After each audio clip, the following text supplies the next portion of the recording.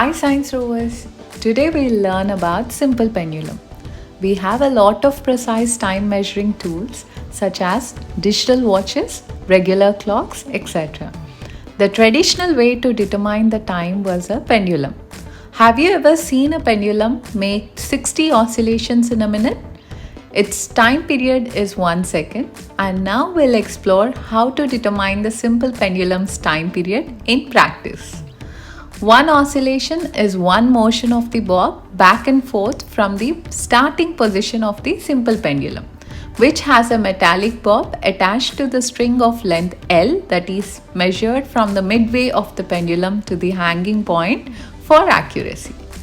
A simple pendulum's time period is the length of the time it takes to swing. Pendulum period varies with pendulum length and gravitational force. Thank you.